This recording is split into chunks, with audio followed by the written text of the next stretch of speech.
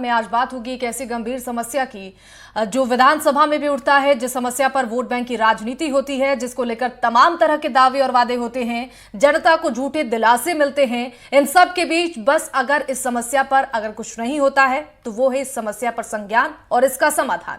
वो समस्या है गौ तस्करी। जी हां, हाल ही में राजस्थान में भाजपा सरकार ने गौ तस्करों के खिलाफ बड़ा अभियान चलाते हुए खैरथल तिजारा जिले के मेवात इलाके में तस्करों के ठिकानों पर बुलडोजर चलवाया और प्रशासन ने गौ तस्करों के अवैध मकानों, गायों और इनके मांस को रखने के लिए किए गए निर्माण कार्य पर बुलडोजर चलाया। इसके बिजली के कनेक्शन काट दिए गए इनके घरों के और इस पूरे मामले में तस्करों से मिली भगत की भी खबर सामने आई, जिसमें पुलिस थाना अधिकारी सहित 38 पुलिसकर्मियों को लाइन हाजिर किया गया। लेकिन सवाल यह है कि राजस्थान में सरकार तो बदलती है लेकिन नहीं बदलती है तो वो तस्करी की ये बड़ी समस्या। तो आज इसी समस्या पर चर्चा करेंगे, तमाम सवाल जवाब होंगे। हमारे साथ तमाम मेहमान भी जुड़ेंगे जिनसे हम बातचीत करेंगे और ये पूरा मामला क्या है और क्या कुछ सवाल खड़े हो रहे हैं वो हम आपको देखिए टीवी स्क्रीन पर इस वक्त दिखा रहे हैं कि आखिर प्रशासन क्यों मौन है। राजनीतिक आरोप प्रत्यारोप के अलावा कोई विकल्प क्यों नहीं मिल पा रहा है। मीडिया में खबर चल रही है, बावजूद इसके सरकार मौन क्यों है। सवाल यह भी है कि गांव में गायों के मांस बेचने की मंडी लगती थी लेकिन प्रशासन क्यों मौन रहा। तो चलिए, तमाम मेहमान हमारे साथ जुड़ रहे हैं, उनसे आपका परिचय कराते हैं और चर्चा की शुरुआत करती हैं। मरियम अबू हैदरी हमारे साथ जुड़ गई हैं और इसके अलावा मितोष पारिक हमारे साथ हैं, हमारे सहयोगी मुदित भी हमारे साथ जुड़े हुए हैं। बहुत बहुत स्वागत है आप सभी का। और मुदित से शुरुआत करते हुए चलते हैं। मुदित, देखिए, जिस तरीके से गौ तस्करी का पूरा मामला देखने को मिल रहा है, जानकारी इस पूरे मामले में यह भी मिल रही है कि प्रशासन को इस खबर की जानकारी थी, मीडिया में यह खबर चलाई जा रही है लेकिन बावजूद इसके कोई संज्ञान सरकार की तरफ से नहीं लिया जा रहा है। फिलहाल जो मामला निकलकर सामने आया है, विस्तार से सबसे पहले दर्शकों को इसकी जानकारी दीजिए।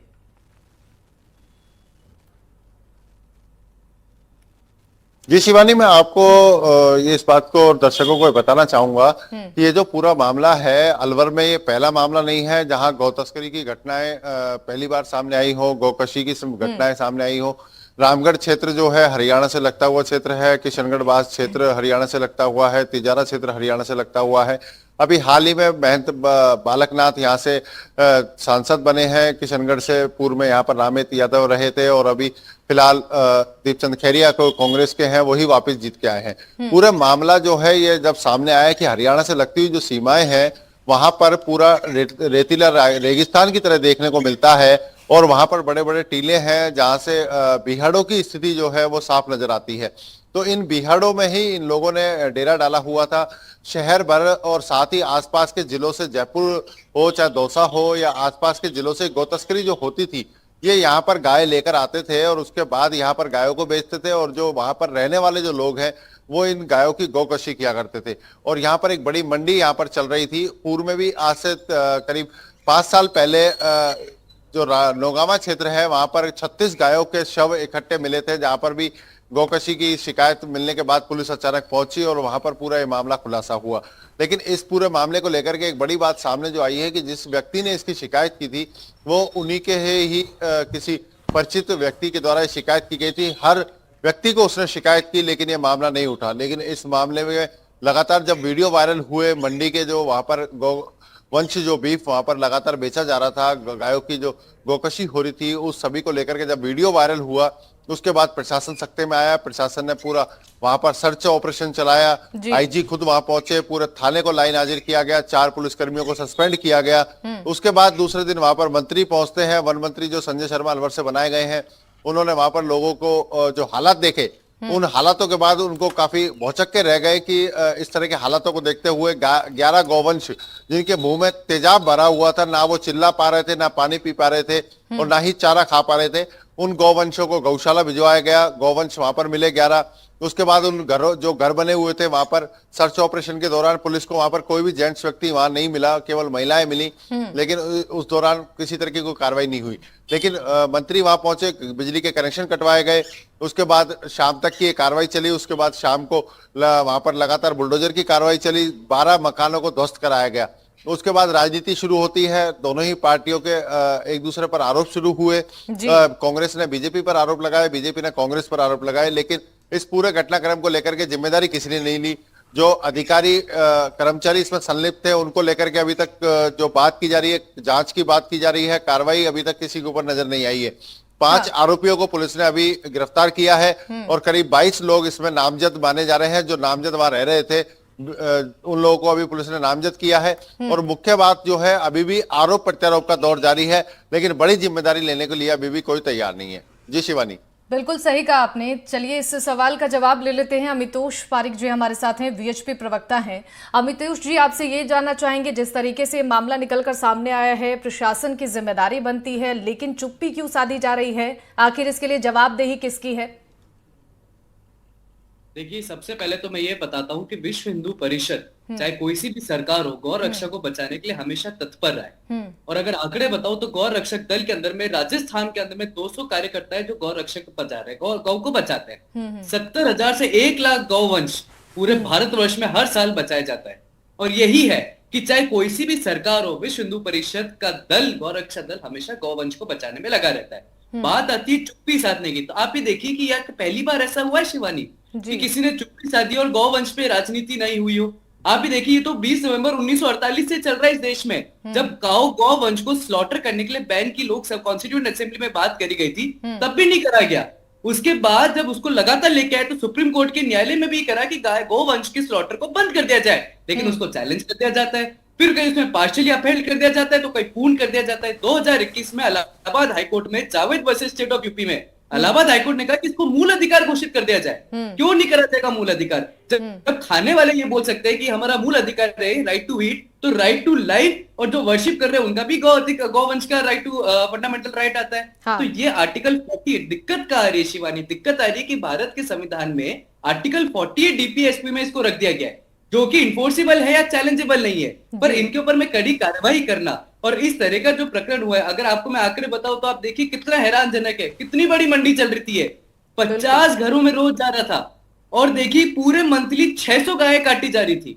हाँ। और डिलीवरी होती थी 50 गांव में, और शॉप थी 300 जिसमें व्हाट्सएप ग्रुप के जरिए बांटा जा रहा था। जिस गाय के दोनों कंधे आपके भगवान है, जिसके चारों पैर आपके लिए वेद है, जिसकी आंखें लिए आपके लिए सूरज और चंद्रमा है, जो हिंदू के लिए सनातन धर्म में ऋग्वेद में अगण्य है, उसको आप मारते हैं और उसकी तस्करी पे राजनीति करते हैं। मुझे लगता है राइट टू बोवाइन एक्ट में सेक्शंस हैं, उस पर कड़ी कार्रवाई होनी चाहिए। सरकार ने जिस तरह का निर्णय लिया और कार्रवाई करी, ये आभारी है और स्वागत भी है।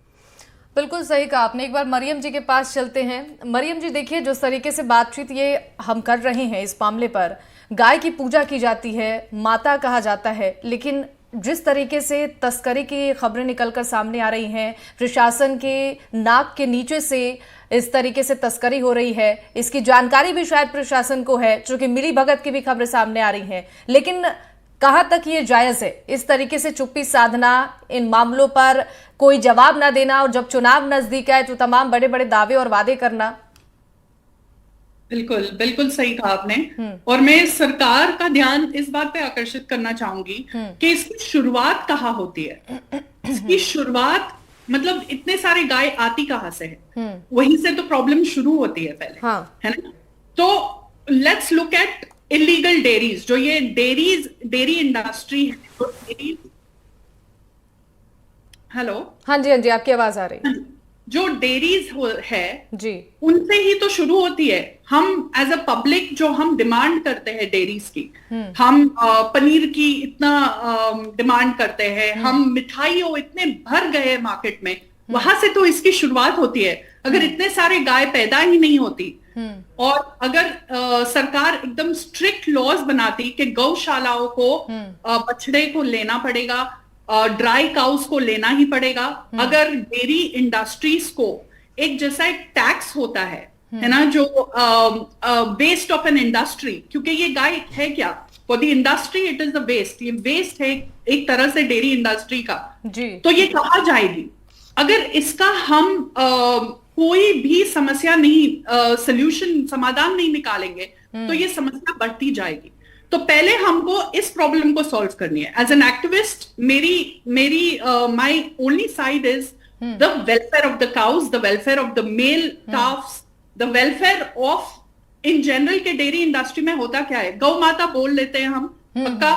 जब मैं विदेश में थी तो वो मुझे बोलते थे कि गाय की पूजा होती है आपके देश में और यहाँ आके देखें तो कहीं बहुत ही अलग सिचुएशन है। गाय को सुबह में छोड़ देते हैं, कचरे के कूड़े में खाती है वो, और वो ही कचरे के कूड़े में खा के फिर शाम वापस आके उसका दूध निकलवाते हैं, बछड़े को उससे दूर रखते हैं, 2 दिन का बछड़े को बाहर कर देते हैं। तो कहा, अनलेस हमारे पास कोई सोल्यूशन है कि गौचर लैंड जो लिया जाता है, जो जेडीए सब लेते हैं, गौचर लैंड को गवर्नमेंट ने ऐसा लैंड बनाया है कि आप इसमें और कुछ कर ही नहीं सकते। तो फिर अगर ये सारे लैंड्स, ये सारे गाय जाएंगी कहाँ, जो ड्राई काउस है। हमने एक तरह से काउ स्लॉटर को बंद कर दिया, but I am waiting for a government, for the current government of Rajasthan. मुझे नहीं पता पास्ट में क्या हुआ, पर अभी नया द गवर्नमेंट है, मैं उनसे वही गुजारिश करूंगी कि पहले जो प्रॉब्लम एरियाज है हम पहले प्रिवेंटिव ले, फिर हम उस पे बैंडेड डाल, क्योंकि बैंडेड डालने से ये प्रॉब्लम सॉल्व नहीं होने वाली है। इलीगल तस्करी विल कंटिन्यू, ये चलता रहेगा ये समस्या। आज हमको किसी ने ध्यान आकर्षित किया तो हमको पता चल गया इस प्रॉब्लम के बारे में। अगर वो बंदा, वो जो जिसने हमको खबर किया है, उसको पता नहीं चलता, बताता ही नहीं, तो हमें पता ही नहीं कहाँ चलता। I mean, ऐसा नहीं है कि हमको, सरकार को पता नहीं है। लाइक आपने बहुत अच्छी तरह से बोला है कि सरकार को प्रॉब्लम पता है। बिल्कुल बिल्कुल। सोल्यूशन के लिए वो सही जनों को कमिटीज में नहीं लेते हैं। क्यों ना हम जैसे लोग जो एक्टिविस्ट है, जो ग्राउंड में काम कर रहे हैं, मेरे जैसे बहुत सारे एक्टिविस्ट हैं जो काउ वेलफेयर के बारे में, डेयरी इंडस्ट्री के बारे में, कि कैसे हम इस प्रॉब्लम को सॉर्ट आउट कर सके, हम जैसे लोगों को वो कमिटीज में नहीं लेते हैं।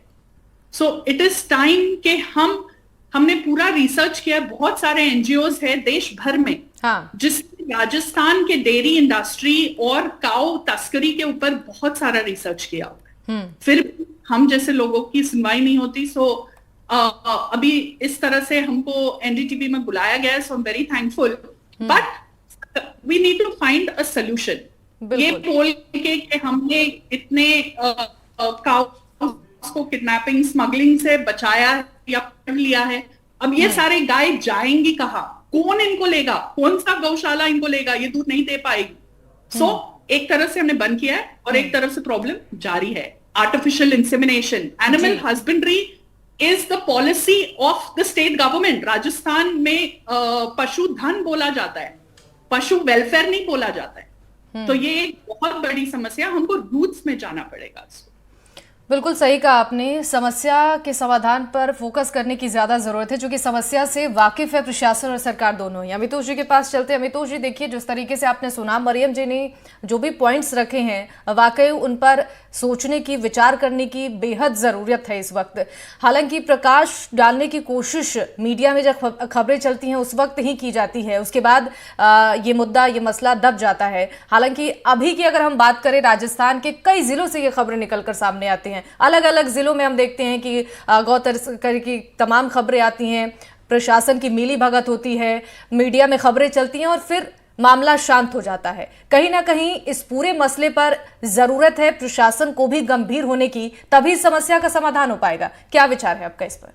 नहीं, बिल्कुल निसंदेह शिवानी जी, जैसा कि हमारे सम्मानित पैनलिस्ट ने कहा, मैं उस बात को आगे लेते हुए जाता हूँ कि ये एक कंटिन्यू प्रैक्टिस है। हाँ, और ये कोई ऐसी प्रैक्टिस नहीं है जो out of the blue moon निकल के आती है और हम इस पे कोई एक्शन ले लेंगे। जैसे कि अगर हम बात करें तो नेशनल कमीशन फॉर कैटल था, उसने 2001 में अपनी रिपोर्ट दी थी। उस रिपोर्ट में कहा था कि गौशाला बनाई जाए और सारे गाय को और उनके वंश को उस गौशाला में रखा जाए, जिससे गौ तस्करी या गौ की जो गौ स्लॉटर होता है उस जैसी समस्या को खत्म करा जाए। उसके बाद एक केस हुआ सुप्रीम कोर्ट में, उसमें क्या क्या, केस का नाम है अखिल भारत जन सेवा केस। उस केस में कहा गया कि हम सारी गाय के यूआईएन नंबर देंगे जिससे उनकी गौ स्मगलिंग रोकी जाए, गौ तस्करी रोकी जाए। तो विश्व हिंदू परिषद क्या है? विश्व हिंदू परिषद एक ऐसा संगठन है जो हर जगह काम करता है। लेकिन आप ये देखिए कि आज अगर हम इस समस्या की बात कर रहे हैं तो ऐसा तो नहीं है कि आज गौ तस्करी हो रही है। जब भी गौ तस्करी हुई है हमने हमेशा एक्शन लिया है, गौशाला बनाई जाती है, उन गौशालाओं में गाय को रखा जाता है। जैसा कि अभी मैम ने कहा कि आप पकड़ तो लेते फिर उनको रखेंगे कहा, गौशाला में रखा जाता है। लेकिन यहाँ गौशाला से नहीं है। जब आप ये देखिए कानून आपके पास है, 1955 का कानून है, 2023 का कानून तो है नहीं है, ये 1955 का कानून है जिसके अंदर राजस्थान बोवाइन एक्ट प्रिवेंशन की बात करी गई है, उसमें पेनल्टी दी गई है, सेक्शन 3, 4, 5, 8 में पेनल्टी है। तो लॉ आपके पास है, लॉ इन्फोर्समेंट एजेंसीज आपके पास है, संगठन और एनजीओ जैसे आपके पास ऑर्गेनाइजेशन इस पे काम करने के लिए तत्पर हैं, जो कर रहे हैं। कई मीडिया हाउसेस है जो इसको दिखा रहे हैं, जैसे आपके जैसे सतर्क मीडिया हाउस है जो इसको सबके समक्ष लेके जा रहे हैं। तो बात कहाँ दिक्कत आ रही है? दिक्कत आ रही है जहाँ पे करप्शन लेवल बढ़ रहा है, जहाँ पे हमारे, और इसीलिए आप देखिए कि 4 पुलिसकर्मियों को वहां पे सस्पेंड करा गया। क्यों? क्योंकि जिस लॉ एनफोर्समेंट एजेंसी को वहां पे रखा था बचाव के लिए, वो ही उसमें इन्वॉल्व पाए गए। तो गलती किसकी हो रही है? प्रशासन की हो रही है या जनता की हो रही है? जो अपना काम अवेयरनेस से फैला सकता है एनजीओ वो करता है, संगठन अपना काम जिस तरह से संगठनात्मक दृष्टि से कर सकता है वो करता है, मीडिया अपना काम जिस तरह से दिखाने का, प्रदर्शित करने का काम कर सकता है वो कर रहा है। बात यह है कि हर चीज होने के बावजूद भी एक प्रॉपर एनवायरनमेंट क्रिएट करना, गाय को सिर्फ जानवर ना मान के, क्योंकि हाईकोर्ट की अगर मैं बात करूं तो शिवानी जी, हाईकोर्ट, राजस्थान हाईकोर्ट ने तो इसको नेशनल एनिमल तक के लिए भी कह दिया है, फंडामेंटल राइट के लिए भी कह दिया है, कानून भी बन गया है। पर आप देखिए कि जब ये गौ का जब मामला उठा था तो किस तरह से राजनीति हो जाती है। राजनीति न करे बल्कि इस पे प्रॉपर इल्जाम, प्रॉपर तरीके से इस पे एक्शन ले, तभी इस पे कुछ हो सके। ठीक है, आपसे अमितोष जी एक छोटा सा सवाल लूंगे, उसके बाद मुदित हमारे सहयोगी जुड़े उनके पास भी चलेंगे। अमितोष जी देखिए, जिस तरीके से आप भी इन खबरों से वाकिफ होते होंगे, हम सिर्फ राजस्थान की अगर बात छोड़ दें, देश भर में अगर बात करें तो गौ तस्करी एक बड़ी समस्या है और आए दिन इसकी जानकारी, इसकी खबर सभी तक पहुंचती है। अमितोष जी, आप लोगों की तरफ से, आपका जो एनजीओ है, आप लोग क्या कोशिश कर रहे हैं ताकि इन समस्याओं पर अंकुश लग सके, थोड़ी राहत मिल सके बेजुबानों को? नहीं, बिल्कुल शिवानी जी, निरंतर रूप से विश्व हिंदू परिषद का एक दल है, इसको गौ रक्षक कहते हैं, इसमें गौ रक्षक रखे जाते हैं। वो गौ रक्षक जो होते हैं उनका यही कर्तव्य है कि जब भी कोई भी गौ तस्करी होती है, गौ वंशज के ऊपर अत्याचार होता है, तो सबसे पहले प्रशासन को उसकी जिम्मेदारी देना, प्रशासन को उसके बारे में बताना। और यही होता है पूरे देश भर में। अगर जैसे मैंने कहा, पुनः बताया था कि 70,000 से 1 लाख गौ वंशज जो है हर साल विश्व हिंदू परिषद के कार्यकर्ता लग के प्रशासन को कंप्लेंट देते हैं और उनको गौशाला में लेके जाते हैं। ये देश भर का मैं आंकड़ा बताता हूँ। अगर मैं जयपुर की बात करूं तो 200 गौरक्षक दल में काम कर रहे हैं। तो विश्व हिंदू परिषद इसमें सक्रियता निभाता है। जहां प्रशासन को बात, ज्ञापन की बात होती है, आप देखिए एक और बात बताता हूँ कि लगातार रूप से विश्व हिंदू परिषद ने अपनी जितनी गौ तस्करी होती है उसे प्रशासन को बताकर और फिर उसमें एफआईआर भी कराते हैं। अब अलवर मॉब लिंचिंग के अंदर में नवल किशोर, जिसको एक्विटल करा गया था, गौरक्षक, वो भी गौरक्षक विश्व हिंदू परिषद का था। क्यों? क्योंकि उसका कोई इन्वॉल्वमेंट नहीं था और उसको करा गया कंप्लेंट। प्रशासन के साथ जुड़ के काम करना, सक्रियता से काम करना, वो विश्व हिंदू परिषद का गौरक्षक दल कर रहा है और पहले निरंतर से करता है। ठीक है, ठीक है, हमारे सहयोगी मुदित जुड़े हैं, एक बार मुदित के पास चलते हैं। मुदित देखिए, जिस तरीके से भजन लाल सरकार की तरफ से ऑपरेशन नंदी अब चलाया जा रहा है गाय की रक्षा करने के लिए, क्या है ये ऑपरेशन, किस तरीके की तैयारी है और क्या इस ऑपरेशन से जो गौ तस्करी की खबरें हैं, जो समस्याएं हैं, वो क्या कम हो पाएंगी?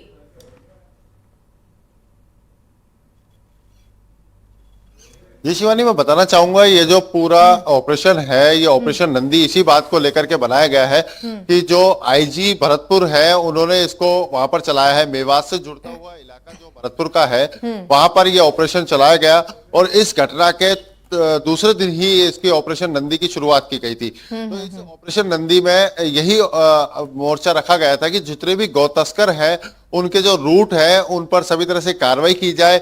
ऑपरेशन नंदी के तहत ही उन पर कार्रवाई की जाए। जो पूर्व में यहाँ पर गौ तस्करी के मामलों में जो अपराधी रहे हैं, उनको राउंड अप किया जाए दोबारा से और उनकी लगातार मॉनिटरिंग की जाए कि वो अभी दोबारा से गौ तस्करी में संलिप्त है या नहीं। क्योंकि जो अभी भरतपुर आईजी राहुल प्रकाश लगे हैं, वो अलवर एसपी भी रहे हैं, भरतपुर एसपी भी रहे हैं। उनको पूरी तरह से इस क्षेत्र की जानकारी है कि किस तरह की गौ तस्करी होती है।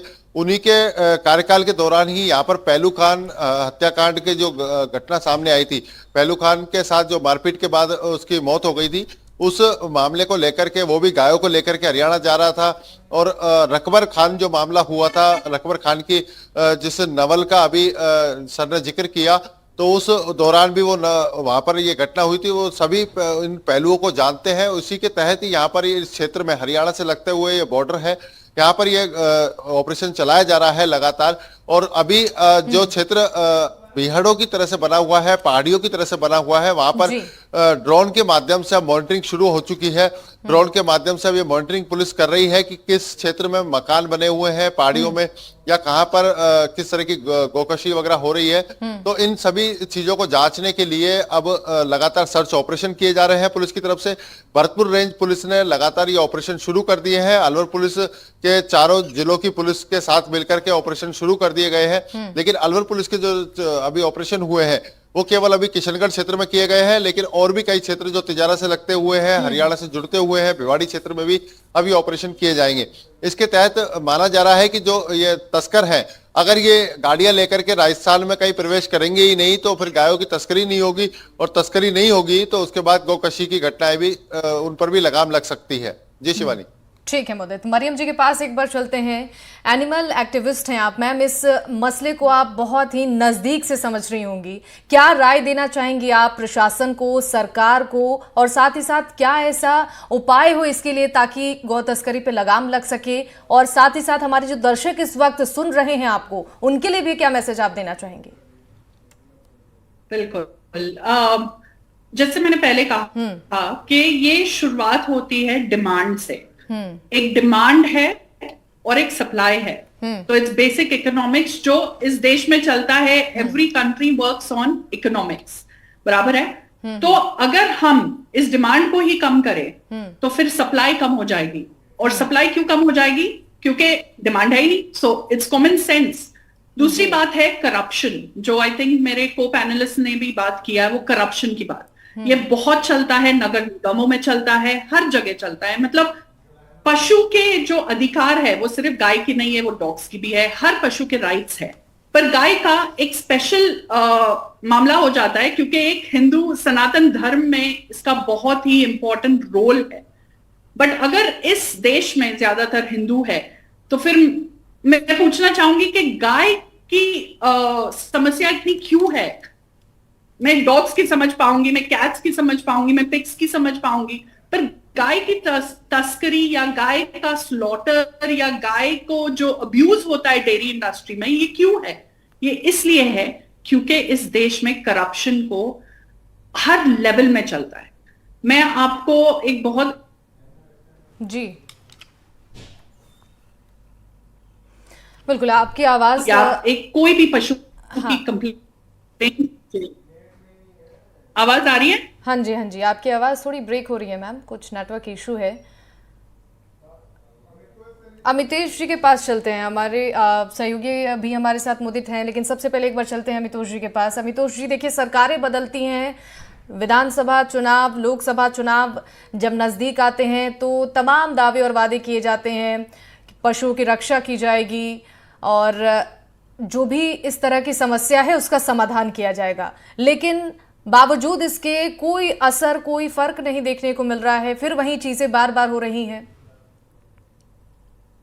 नहीं शिवानी जी, मैं मानता हूं कि इस तरह का ये स्टेप सरकार ने लिया है, मुझे लगता है कि आश्वासन से एक कदम उठ के ऊपर समाज में एक उदाहरण जमाने के लिए भी स्टेप है। ये बताने का भी प्रयास है और ये बताने का कृत्य है कि जो भी ऐसे तरह के अपराध को अंजाम देंगे, सरकार उनके खिलाफ कड़ी से कड़ी कार्रवाई करेगी। और आप देखिए हो रही है, लेकिन राजनीति कहाँ हो सकती है? राजनीति सकती बिना नोटिस दिए आपने उनको इंक्रोच कर लिया, बिना नोटिस दिए आपने उनके सीज कर लिया है, बिना नोटिस दिए आपने उनकी वायलेट कर दिया, ये सब बातें होंगी। वो एक प्रशासनिक बात है और वो एक राजनीतिक बात है जिनसे कोई लेना देना नहीं है। पर देखिए, अपराध का कोई धर्म नहीं होता, अपराध का कोई रंग नहीं होता, अपराध कानून के कागजों में होता है और कानून के कागज जिसको सजा देते हैं वो अपराधी होता है। इसलिए जिस तरीके का एक एक्शन गवर्नमेंट ने लिया है, मुझे लगता है कि इससे पूर्व में चल रहा था। मंडी आज तो नहीं बनी, मंडी पूर्व से चल रही थी और इतना बड़ा जब डिप्लॉयमेंट हुआ तो पहले से चल रहा था। सरकार कड़ी से कड़ी कार्रवाई कर रही है, कड़ी से कड़ी सजाओं का प्रावधान करा जा रहा है, चाहे वो केंद्र के स्तर पर हो चाहे वो राज्य के स्तर पर हो। तो 1955 के कानून इस राज्य के अंदर में है, वैसे बिहार के अंदर में भी है, मध्य प्रदेश में भी है, महाराष्ट्र में भी है, उत्तर प्रदेश में भी है और कई जगह न्यायालय के समक्ष जब बेल जाती है तो उन बेल को खारिज भी किया जा रहा है, बोवाइन एक्ट में खारिज करा जा रहा है। जब अपराध की वैल्यू रखी गई तो उसके जैसा कानून भी बनाया गया। पर मैं एक बात कह के अपनी बात समाप्त करना चाहता हूँ, वो ये है कि इसका डिमांड सप्लाई से कोई लेना देना नहीं है शिवानी जी। मैं किसी हद तक हमारे सम्मानित पैनलिस्ट तक समर्थन भी करता हूँ, किसी तरह के कुछ और भी फैक्टर्स हो सकते हैं। सोल्यूशन पे जो बात करती हूँ समझता हूँ, तो क्या डिमांड और सप्लाई का इससे क्या रिलेशन है? अगर आज डिमांड और सप्लाई की बात करेंगे तो क्या गौ तस्करी होने लग जाएगी? डिमांड सप्लाई की बात करेंगे तो हम खाना खाना छोड़ दे, डिमांड सप्लाई की बात करेंगे तो देश के अंदर में और कुछ हो जाएगा? मुझे लगता है कि जिस देश में जिसको जीने का अधिकार है उसको जीने का अधिकार लिया जाए तो कोई डिमांड सप्लाई से परे बात करनी चाहिए। कानून अपराध को देखता है ना कि डिमांड सप्लाई। ठीक है, इसका जवाब ले लेते हैं मरियम जी, क्या कहना चाहेंगे आप इस पर? मेरा जो डिमांड एंड सप्लाई की बात थी वो डेयरी इंडस्ट्री पे फोकस है, क्योंकि अगर डेयरी में गाय क्यों पैदा हो रही है, इतनी सारी गाय क्यों पैदा हो रही है इस देश में? इसलिए पैदा हो रही है क्योंकि हमारे डेयरी के नीड्स बढ़ गए। डेयरी के नीड्स हमने इन्वेंट नहीं किए हैं।